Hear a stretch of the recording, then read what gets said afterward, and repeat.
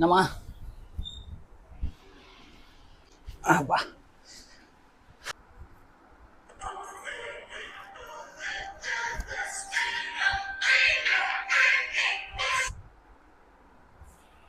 Hello,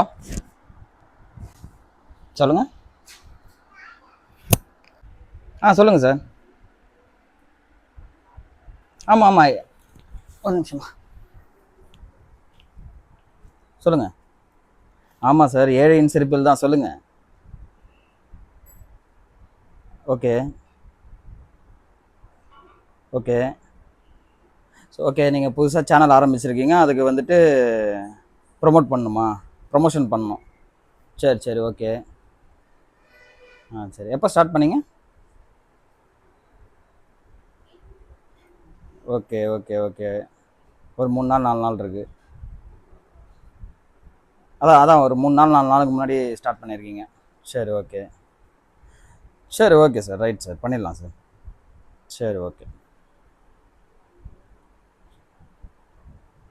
okay sir.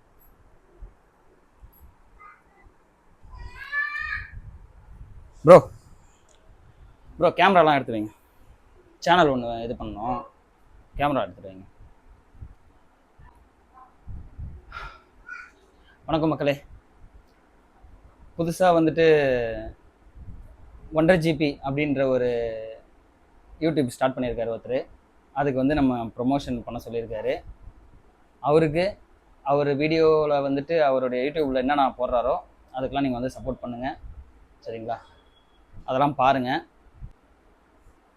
அதான் டெக்கை பற்றி போடுறேன்னு சொல்லியிருக்காரு. அவர் என்ன ஐடியா பண்ணுறாருன்னு தெரியல. ஸ்டார்ட் பண்ணியிருக்கேன், ஒரு ப்ரொமோஷன் கொடுங்க அப்படின்னு இருக்காரு. அதனால் நம்ம கொடுக்குறோம். தேங்க்யூ. சொல்லுமா. எப்போ பார்த்தாலும் வேலையிலேயே குறிக்கோளாக இருக்கிற. அது என்னம்மா பண்ணுறது? அம்மா, நான் நடந்து வந்த பாதையில் எவ்வளோ முள்ளெல்லாம் இருந்திருக்கு, சரியா? அதில் இன்னொருத்தர் பிரயாணம் பண்ணிகிட்ருக்காரு.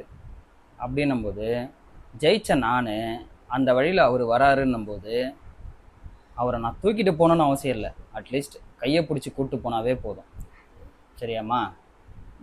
உதவி செய்யுங்க.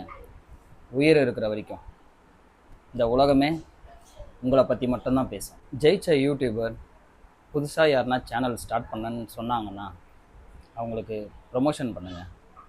ஃப்யூச்சரில் அவங்க நல்லா வந்துட்டாங்கன்னா அவங்க ஜெயிச்சதுக்கு நம்மளும் ஒரு பங்காக இருப்போம். அந்த ஒரு மகிழ்ச்சி போதுமானது. நன்றி.